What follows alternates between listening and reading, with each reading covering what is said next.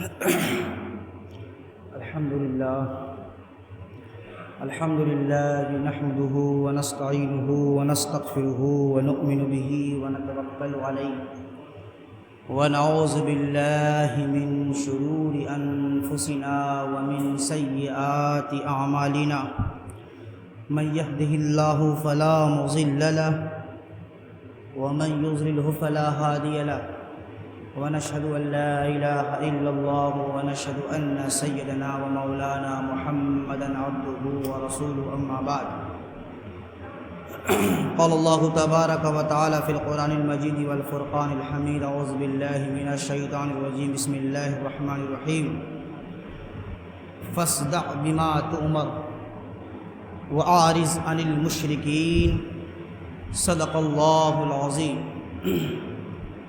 آئیے سب سے پہلے ہم اور آپ اس آقائے نامدار مدینے کے تاجدار سبز گنبد میں آرام فرمانے والے آقا حبیب مکرم کی بارگاہ بے کس پناہ میں حب نبوی کا ثبوت پیش کرتے ہوئے پڑھیں باواز المشیف اللہم صلی علی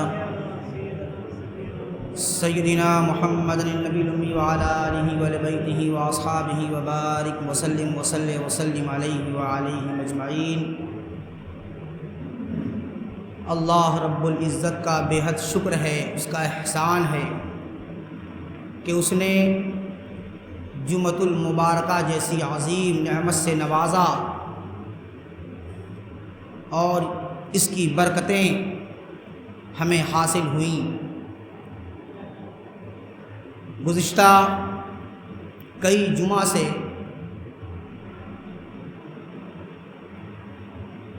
بدء الوحی کے باب سے احادیث جو بخاری شریف کے اندر موجود ہے آپ سماعت کر رہے تھے، اور کس طرح وحی کا نزول ہوا اور حضور پاک صلی اللہ علیہ وسلم نے دین کے تبلیغ کے لیے اپنے آپ کو مکمل تیار کیا۔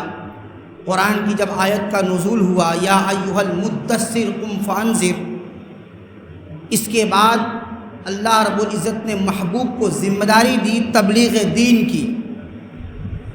اس آیت کے نزول سے پہلے آپ کو معلوم ہے کہ آپ صلی اللہ علیہ وسلم کئی سال تک وحی کا نزول رک چکا تھا۔ جب یہ آیت کا نزول ہوا اس کے بعد ایک ذمہ داری دی گئی کہ اب تبلیغ دین کے لیے کمر بستہ ہو جائیے۔ آپ صلی اللہ علیہ وسلم 3 سال تک خاموشی کے ساتھ دین کی تبلیغ کرتے رہے۔ پھر آیت کا نزول ہوا انذر عشیرتک الاقربین، کہ اب آپ قریبی رشتہ داروں کو دین کی تبلیغ کریں۔ لہٰذا کوہ صفا پر آپ صلی اللہ علیہ وسلم جو ہے کہ چڑھے اور وہاں سے دین کی تبلیغ شروع کی، اعلان کیا، اللہ کی وحدانیت کا ذکر کیا۔ اس کے بعد نبوت کے چوتھے سال 3 سال کا جب وقت گزر گیا تو نبوت کے دور کا چوتھا سال آیت کا نزول ہوا سورۃ الحجر کی آیت فاصدع بما تؤمر وأعرض عن المشرکین۔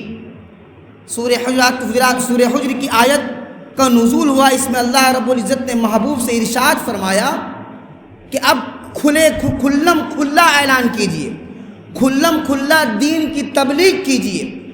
ایک خاص جگہ پر دین کی تبلیغ ہو رہی تھی، اور اب جو ہے حکم، یہ لوگ نماز پڑھ رہے تھے تو چپکے چپکے پڑھ رہے تھے، مگر اب حکم ہوا کہ اب چونکہ مسلمانوں کی تعداد ہو گئی ہے، خاصی تعداد ہو گئی ہے، اب گھبرانے کی ضرورت نہیں ہے، اسلام کو تقویت پہنچ چکی ہے، اب آپ دین کی تبلیغ کھلے عام کیجئے۔ جب رسول اللہ صلی اللہ علیہ وسلم نے اس آیت پر عمل کرتے ہوئے دین کی تبلیغ کرنا شروع کیا، اور اللہ نے فرمایا کہ فاصدع بما تؤمر وأعرض عن المشرکین، چونکہ اللہ کو معلوم تھا کہ جب محبوب دین کی تبلیغ کھلم کھلا کریں گے تو مصیبتیں آئیں گی، دشمن بھی ہوں گے، آپ کو پریشان بھی کیے جائیں گے۔ اسی لیے اللہ رب العزت نے کہا وأعرض عن المشرکین، کہ اللہ کے حکم کو تو آپ پھیلائیے، کھلم کھلا آپ اعلان نبوت کیجئے، اللہ کے دین کی طرف لوگوں کو بلائیے، مگر مشرکین سے اعراض کیجئے۔ وأعرض عن المشرکین لفظی ترجمہ ہے مشرکوں سے اعراض کیجئے، اس کو چھوڑ دیجئے اس کے حال پر۔ مراد کیا ہے؟ اب اگر یہاں پر دیکھا جائے لفظی ترجمہ اگر ہم کرتے ہیں، عارض کے معنی آتے ہیں کسی کو چھوڑ کر کے سائڈ ہو جانا، وہ عارض اعراض کرنا ہے، مشرکوں سے اعراض کیجیے۔ کیا مطلب؟ دین کی تبلیغ بند کر دیجئے؟ نہیں، دین کی تبلیغ کیجئے، حق پہنچائیے، حق پہنچانے کے بعد ان کے طرف سے جو آپ کو ملامت کا سامنا کرنا پڑے گا یا جو تکلیف آپ کو وہ پہنچائیں گے، اس پر آپ صبر کیجئے، اس پر آپ صبر کیجئے، ان کو اس کے حال پر چھوڑیے، کیونکہ ان قریب وہ جانیں گے آپ کے جو ہے کہ تبلیغ پر وہ جو انکار کر رہے ہیں اس کے ساتھ کیا معاملہ ہم کرنے والے ہیں میدان محشر میں، وہ سب جان جائیں گے۔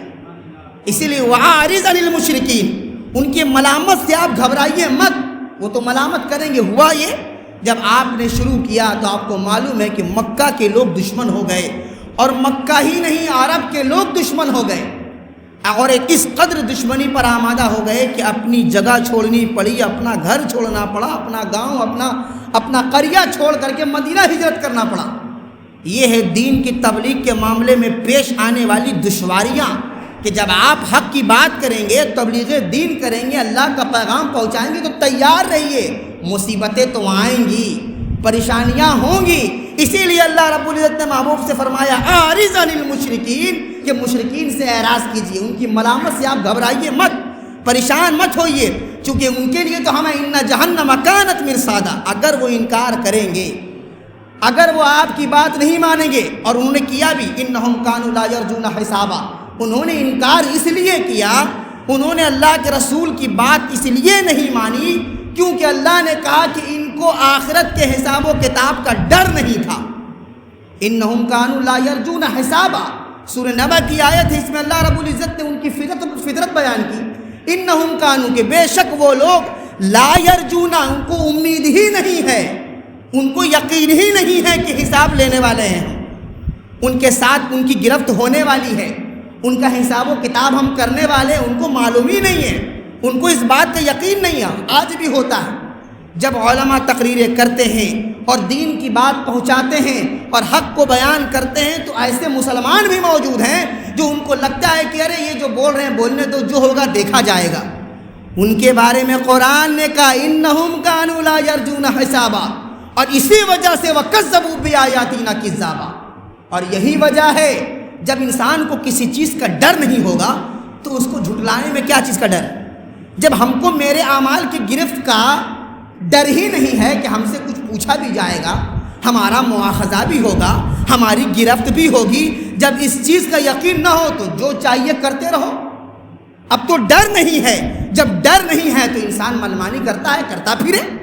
اسی لیے اللہ نے کہا وہ اس لیے انکار کرتے ہیں، یا اس لیے وہ ان کو یقین نہیں ہے کہ بآیاتنا کذابا، وہ ہماری آیتوں کو جھٹلاتے ہیں، ہماری نشانیوں کو جھٹلاتے ہیں۔ ہم نے بتایا ہے کہ اگر گناہ کرو گے، اگر معصیت کا ارتکاب کرو گے، اگر تم نماز نہیں پڑھو گے، اگر تم روزہ نہیں رکھو گے، اگر تم اللہ کے تمام بتائے ہوئے راستے پر نہیں چلو گے، اگر تم اسلام کے تعلیمات کی خلاف ورزی کرو گے، تو یاد رکھو تمہارا ٹھکانہ جہنم ہوگا۔ ان جہنم کانت مرصادا للطاغین مآبا، کہ جہنم تمہارے انتظار کر رہا ہے، جہنم تمہارا منتظر ہے، ان تاک لگا کر کے بیٹھا ہوا ہے۔ قرآن نے کہا ہے ان جہنم کانت مرصادا، کہ جہنم جو ہے وہ مرصاد بن کر کے ہے، مراد یہ ہے کہ وہ تمہارا انتظار کر رہا ہے کہ کب تمہاری آنکھ بند ہو اور کب ہم تم کو اپنے اندر جو ہے کہ نگل لیں، وہ منتظر ہے۔ ان جہنم کانت مرصادا، کس کا منتظر ہے؟ سب کا نہیں، ایمان والوں کا نہیں، عمل کرنے والوں کے لیے نہیں، حق کی بات بیان کرنے والوں کے لیے نہیں، پرہیزگاری اختیار کرنے والوں کے لیے نہیں، دین کی تبلیغ کرنے والوں کے لیے نہیں، جو نماز پڑھتے ہیں 5 وقت، جہنم اس کا منتظر نہیں ہے، اس کا منتظر ہے للطاغین۔ جو کون ہے؟ جو سرکش ہے، جو حد سے گزرنے والا ہے، جو حد سے بڑھنے والا ہے، جو تقریریں سن کر بھی عمل نہیں کرنے والا ہے، جو کتاب پڑھ کر کے بھی اس کا انکار کرنے والا ہے، جو قرآن سمجھ کر کے بھی اس کو نہیں مانتا ہے، جو دین کی بات جانتے ہوئے وہ یہ جانتا ہے کہ اللہ نے جہنم پیدا کیا ہے، اللہ نے جنت پیدا کیا ہے۔ جنت اس لیے بنائی ہے کہ اس کے اندر متقین جائیں گے، جنت اس لیے بنائی ہے کہ اس کے اندر جو ہے وہ نیک جو عمل کرنے والے جائیں گے، جنت اس لیے بنائی گئی ہے تاکہ اللہ اور اس کے رسول کے فرامین پر عمل کرنے والے جائیں گے، اور جہنم اس لیے تیار کر رکھا ہے کہ جو منکر ہیں، جو زبان سے انکار کرتے ہیں، جو عمل سے انکار کرتے ہیں، ان دونوں کا ٹھکانہ جہنم ہوگا۔ ایسے نہیں ہے منمانی دین کہ جو چاہو پڑھ لو، جو چاہو مان لو، جو چاہو کر لو۔ ہمارا دین ایک کانسٹیٹیوشن ہے، ہمارا دین ایک دستور ہے۔ جیسے آپ کسی اسٹیٹ میں رہتے ہیں تو اس اسٹیٹ میں رہنے کے لیے کچھ قوانین ہوتے ہیں، کچھ اس کے ریسٹرکشن ہوتے ہیں، اس کے انسٹرکشن بنائے جاتے ہیں، اس کے اعتبار سے آپ کو چلنا ہوتا ہے۔ اس کی خلاف ورزی کیجئے، اگر کسی فنڈامنٹل ڈیوٹیز کی خلاف ورزی اگر آپ کرتے ہیں تو فوراً دھانا لگے گا۔ آپ سمجھ رہے ہیں میری بات؟ اگر کسی فنڈامنٹل رائٹس اور فنڈامنٹل ڈیوٹیز دو چیزیں ہیں، رائٹس ہمارے حقوق اور ڈیوٹیز ہمارے اوپر ذمہ داری جو ہمیں کرنا ہے۔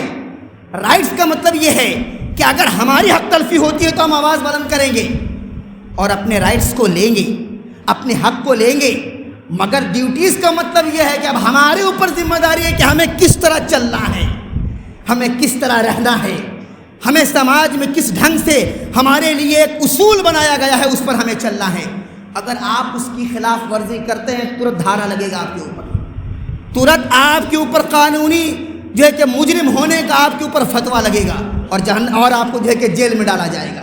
تو یہ تو دنیا کا نظام ہے، ایسے ہی آخرت کا نظام ہے۔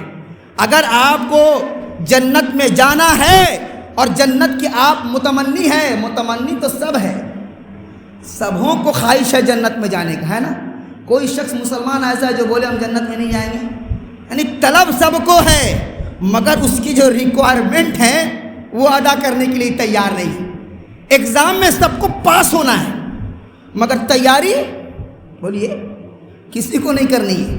ایگزام میں ہم اچھے رزلٹ میں پاس ہو جائیں، اچھے نمبرات ہمارے آ جائیں، ہمارا سلیکشن ہو جائے گورنمنٹ جاب میں، اس کی تمنا تو ہر اسٹوڈنٹ کو ہے، مگر کامیاب وہی ہوتا ہے جو تیاری کرتا ہے، جو صحیح طریقے سے پریپریشن کرتا ہے اور ایک سیکوینس میں کرتا ہے۔ یہ نہیں کہ اس کو پڑھ لیا، اس کو پڑھ لیا، اس کو پڑھ لیا، نہیں، ہر چیز کیا ایک طریقہ ہے، ہر چیز ایک سیکوینس میں چلتی ہے، پے در پے، نیچے سے اوپر اٹھنا ہے، چھلانگ لگا کے جائیے گا تو گر جائیے گا۔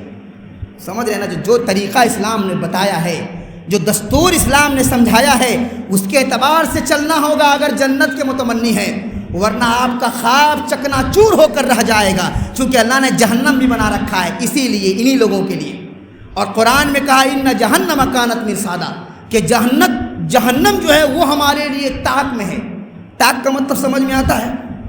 اب اگر کوئی آپ کا دشمن ہو، اس راستے سے آپ کو گزرنا ہو، وہ پہلے ہی صبح سے طاق میں بیٹھا ہے کہ کب فرقان صاحب ادھر سے آئے اور ہم ان کو دبوچیں، وہ دبوچنے کے لیے منتظر ہے۔ ایگزامپل دوں گا تو زیادہ سمجھ میں آئے گا۔ جہنم طاق میں ہے، مطلب وہ صبح سے بیٹھا ہے انتظار میں کہ ظہر میں آپ آویں کہ عصر میں آویں کہ مغرب میں آویں، وہ تو معلوم نہیں اس کو، مگر وہ منتظر بیٹھا ہے کہ جیسے ہی دیکھا آپ کو آتے وہ فوراً دبوچا آپ کو۔ اسی طرح جہنم طاق میں ہے، یاد رکھیے گا۔ اور جہنم کی ہولناکی آپ سوچ کر کے بھی رونگٹے کھڑے ہو جائیں گے آپ کے۔ جہنم کے اندر جو شدت ہے، جہنم کو اگر دنیا کی آگ سے ہم اتنا گھبراتے ہیں، جبکہ دنیا کی آگ جہنم کی ایک چنگاری ہے، کیا جہنم کا ڈر نہیں ہوتا؟ کیا اللہ کا خوف اب بھی نہیں ہوتا؟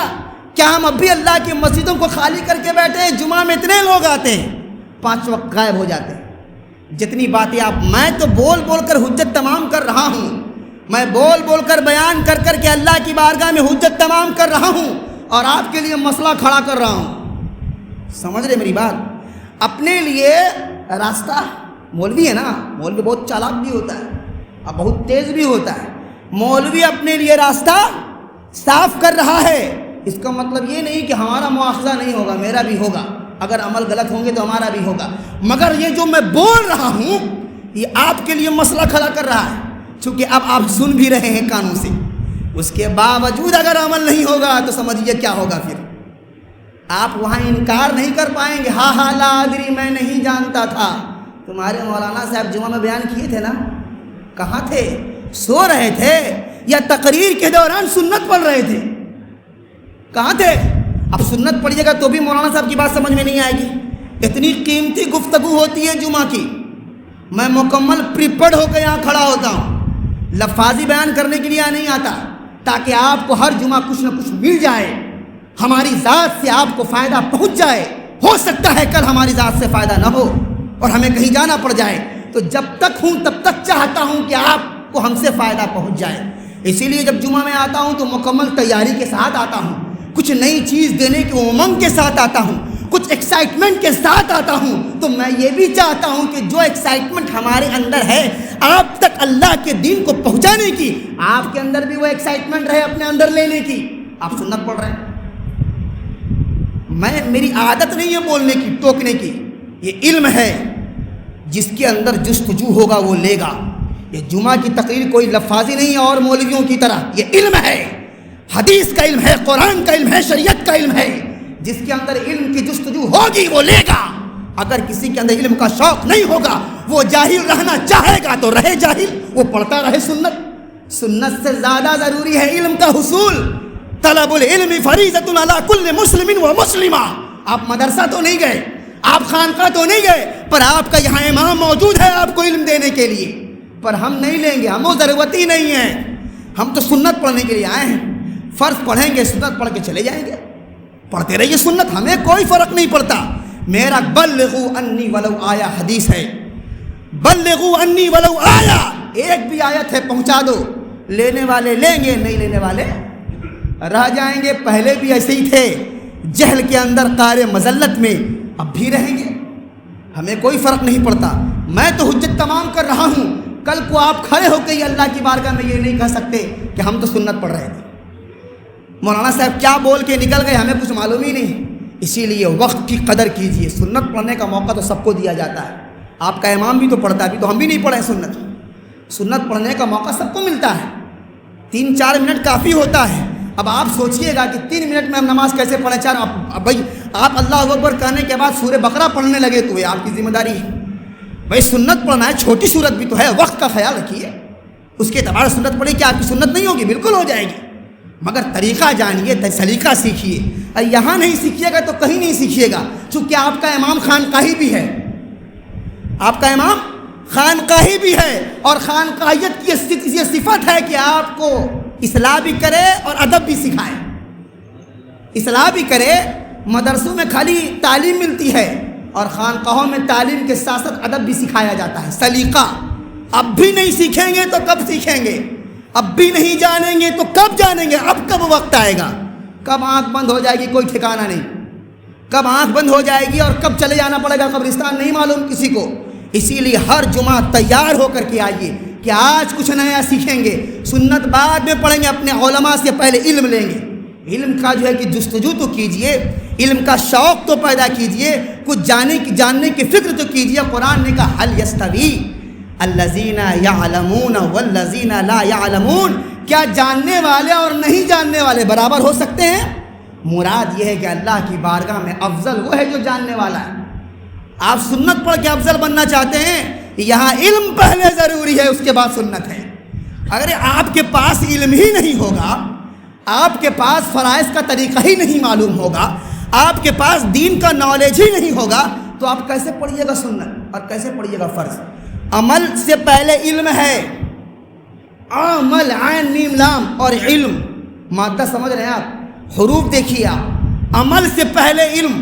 اگر صحیح علم ہوگا تو صحیح بولیے عمل ہوگا، صحیح علم ہوگا تو صحیح عمل ہوگا، اور صحیح علم نہیں ہوگا تو سنت پڑھیے، جیسے تیسے پڑھیے، جو سمجھ میں آئے وہ بولیے، جو سمجھ میں آئے وہ کیجیے، کیونکہ آپ کو تو کچھ معلوم نہیں ہے اور معلوم کرنے کے لیے شوق بھی نہیں ہے کہ ہمیں علم حاصل کرنا ہے۔ اس لیے قرآن نے کہا حصول علم ضروری ہے، علم کو سیکھیے، اپنی زندگی میں اتاریے اور علم کے روشنی میں عمل کیجیے، علم کے روشنی میں عمل کیجیے۔ قرآن نے کہا ان جہنم کانت مرصادا، کہ جہنم تاک میں ہے، اور ایک تفسیر یہ بھی ہے اس کی کہ فرشتے تاک میں ہیں، یعنی جہنم کے جو فرشتے ہیں وہ طاق میں ہے کہ کب فرقان صاحب آئیں. آپ کو یہاں پر فرقان نہ بیٹھا رہے کہ وہ سمجھے ہمیں انڈیکیٹ کیا جا رہا ہے. میں ایسے ہی نام لے رہا ہوں سمجھانے کے لیے کہ فلاں شخص آئے اور ہم اس کو اپنے اندر لے لیں یا اس کو جہنم میں ڈال دیں. ان جہنم کانت مرصادا، یعنی جہنم طاق میں ہے یا فرشتے طاق میں ہے کہ کب یہ آم اس کو دبوچیں. کس کے لیے؟ للطاغین مآبا، جو سرکش ہیں، جو دین سے بڑھ گئے ہیں، جو اپنے علماء کی بات نہیں مانتے، جو اپنے اماموں کی بات نہیں مانتے، جو قرآن کی بات نہیں مانتے، جو حدیث کی بات نہیں مانتے، جو شریعت کی خلاف ورزی کرتے ہیں. انہی کو قرآن نے للطاغین کہا ہے. کس کو؟ بولیے. قرآن سمجھیے نا. للطاغین، سرکش، حد سے گزر جانے والا کون ہے؟ جو عمل نہ کرے، جو مانے نہیں، جو سنے نہیں. للطاغین مآبا، ٹھکانہ ہوگا جہنم سرکشوں کا. قرآن نے کہا للطاغین مآبا لابثین فیہا احقابا. لابثین کا مطلب کیا ہوتا ہے؟ ہمیشہ رہیں گے. یہ نہیں کہ چٹ پٹ تھوڑا سا عذاب دے دیا نکال لیا. لابثین فیہا احقابا، ہمیشہ وہاں پڑے رہیں گے جہنم میں. یہ آگ اللہ کی ہمیشہ ہمیش کے لیے اس کے ساتھ ہے. للطاغین مآبا لابثین فیہا احقابا لا یذوقون فیہا بردا ولا شرابا، کہ جہنم میں رہیں گے اور کچھ ٹھنڈک بھی نہیں ملے گا پینے کے لیے اور کھانے کے لیے. جب آگ کی شدت ہوگی اور جب جہنم آپ کو جلائے گا اور جب آگ آپ کو سلجھائے گی تو پینے اور کھانے کی خواہش بھی ہوگی. تو قرآن نے کہا جب کھانے کا من کرے گا تو کوئی بھی ٹھنڈی چیز نہیں ملے گی جس کو کھا کر کے وہ سکون حاصل کر سکے. لا یذوقون، چکھنے، کھانا تو دور کی بات، چکھنے بھی نہیں ملے گا. لا یذوقون فیہا بردن، بردن کہتے ہیں ٹھنڈی چیز کو. ٹھنڈی چیز کا مزہ بھی نہیں ملے گا چکھنے کے لیے جہنم کے اندر. لا یذوقون فیہا بردن ولا شرابا، اب پینے کے لیے بھی کچھ نہیں ملے گا. پانی سمجھ رہے نا، ٹھنڈا پانی بھی نہیں ملے گا پینے کے لیے. نہ مشروبات، نہ معقولات، نہ معقولات، نہ مشروبات، نہ کھانے کی چیز، نہ پینے کی چیز. اگر زیادہ پریشانی ہوگی اور زیادہ بھوک لگے گی اور زیادہ پینے کی خواہش ہوگی تو اللہ نے اس کا انتظام کر رکھا ہے مہمان نوازی کے لیے. سمجھ رہے میری بات؟ جہنمیوں کے لیے بھی مہمان نوازی ہوگی، ضیافت کیا جائے گا. کس سے؟ جہنمیوں کے پیپ سے اور جہنم کے کھولتے ہوئے پانی سے. یہ قرآن نے کہا. کیا کہا؟ قرآن نے کہا الا حمیما وغساقا. خوب کھائیے، دنیا میں جتنا مزہ لینا ہے لیجئے، جتنا منمانی کرنا ہے کیجئے، جتنا حق کی بات کا انکار کرنا ہے اور اسے نہیں ماننا ہے کریے. آنکھ بند ہوگی. الا حمیما وغساقا، جہنم میں ملے گا پینے کے لیے کھولتا پانی. حمیم کہتے ہیں کھولتے پانی کو. الا حمیما وغساقا، اور کھولتا پانی نہیں، جہنمیوں کا پیپ، جس کو فضلہ کہہ سکتے ہیں، جس سے گندگی، اگر دنیا میں کسی کو پھوڑا پھنسی ہو جائے اور اس کی گندگی کو نکالے گا آدمی تو آپ اس کے سامنے کھڑے نہیں ہو پائیے گندگی دیکھ کر. اور جہنمیوں کے پھوڑے پھنسی کا جو پیپ ہوگی اس کا کیا عالم ہوگا. وہ ملے گا، لیجئے، تناول کیجئے. دنیا میں تو بڑا مزہ چکتے تھے، لیجئے اب اس کو کھائیے، کھلایا بھی جائے گا. کیا حال ہوگا؟ کیا اب بھی خوف نہیں آتا اللہ کے عذاب کا؟ اب بھی چھوڑو گے نماز؟ اب بھی اللہ کی مسجد سے دور ہو جاؤ گے؟ اور ہوگے تم، چونکہ دل کے اندر سیاہ نقطہ بیٹھ چکا ہے. ہماری بات کا کوئی اثر اس وقت تک نہیں ہوگا جب تک اللہ آپ کو توفیق نہ دے دے، چونکہ گناہوں سے دل سیاہ ہو چکا ہے. گناہوں سے دل جو ہے مکمل کالا ہو چکا ہے. اچھی بات کہاں سے بیٹھے گی دلوں پر؟ اچھی بات دلوں پر نہیں بیٹھے گی. ہم تو کہانیاں سننے کے عادی ہیں، بزرگوں کے واقعات سنا دو، اسی پر تو ہم ٹیک لگا کے بیٹھے ہیں کہ فلاں بزرگ کی شفاعت سے ہماری نجات ہو جائے گی. بالکل شفاعت کا حق حاصل ہوگا، مگر کب؟ کرتے رہیے نافرمانی اور شفاعت کی امید میں بیٹھیے گا. پیر صاحب بھی ڈنڈا سے ماریں گے. کیوں؟ ہاتھ پر ہاتھ رکھ کے کیا کیا تھا؟ اب کچھ لوگ تو رومال بھی پکڑتے ہیں. ہمارے بزرگوں کا طریقہ ہے ہاتھ پہ ہاتھ رکھ کر کے توبہ کرواتے ہیں. ہاتھ پر ہاتھ رکھ کر کے عہد و پیمان کہ سابقہ گناہ جو تم سے سرزد ہو گئے اب نہیں ہوں گے. سابقہ گناہ جو سرزد ہوئے ہیں توبہ کرو. ایک ولی کامل کے ہاتھ پر آپ جھوٹی توبہ کر رہے ہیں ولی کامل کے ہاتھ پر، اور آپ سوچ رہے ہیں کہ پیر صاحب بچا لیں گے. اے ہے کیا مطلب؟ شیطان نے دماغ کو ہینگ کیا ہے. کس طرح شیطان نے آپ کو بیوقوف بنایا ہے. اب کہیے گا مولانا صاحب تو وہابی ہو گئے, اس طرح بات کرتے ہیں. ارے قرآن کی بات کر رہا ہوں. شفاعت الگ چیز ہے, اگر ملے گا تو بالکل شفاعت ہوگی, مگر اس کا مطلب یہ نہیں ہے. قرآن اصول کا نام ہے. اصول کیا کہتا ہے؟ اصول سے دیکھا جائے گا, ناپا جائے گا. پھر میدان محشر کا کوئی معاملہ ہی نہیں رہا ہے نا. پھر تو کرتے رہو منمانی شفاعت کے نام پر, اب بزرگوں کے جو ہے کہ وہ وسیلے کے نام پر. یاد رکھیں, بزرگوں کے وسیلے کا غلط فائدہ نہ اٹھائیں. کسی اللہ کے ولی یا کسی اللہ کے بزرگ کی کتابوں میں آپ دیکھیں, وہ سب سے زیادہ اپنے مریدوں کو اللہ کا خوف یاد دلاتے ہیں, اور مقصد ہی ہوتا ہے کہ میرا مرید جس مقام پر ہم ہیں اس مقام پر میرا مرید بھی پہنچ جائے. کیسے پہنچ جائے گا؟ ذکر سے, عبادت سے. عبادت تم مریدین کی پہچان ہے. ہم بیعت ہو گئے, مرید ہو گئے, اور مراد نہیں ملا. مرید اور مراد سمجھتے ہیں کس کو کہتے ہیں؟ باتیں بہت رہتی ہیں مگر جمعہ میں وقت کم رہتا ہے, بہت شارٹ کر کے بیان کرتا ہوں, بہت اہم چیزیں مائنڈ سے نکلتی ہیں. مرید اور مراد سمجھیے, اس کے بعد تقریر ختم کروں گا, پھر انشاءاللہ نیکسٹ جمعہ بیان کروں گا. مرید کہتے ہیں ارادہ کرنے والے کو, اب مراد کہتے ہیں جس کا ارادہ کیا جائے.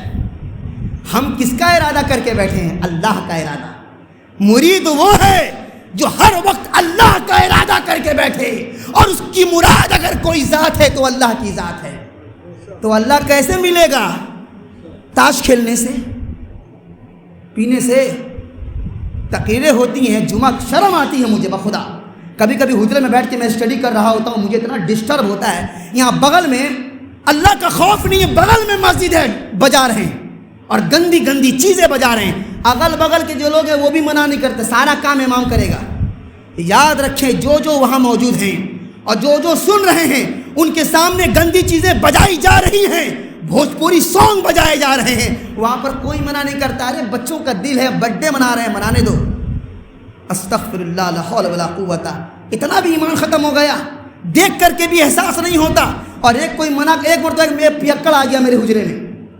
ہمارے حنفی صاحب, اللہ تعالیٰ ان کو جزائے خیر عطا فرمائے, حق کا ساتھ دینے والا شخص ہے یہ. انہوں نے جا کر کے منع کیا, غصہ ہو کر کے. کوئی پیے ہوا تھا, وہ ہمارے حجرے میں آ گیا. اب آپ سوچئے, یہ سب ہم کو دیکھنا پڑے گا.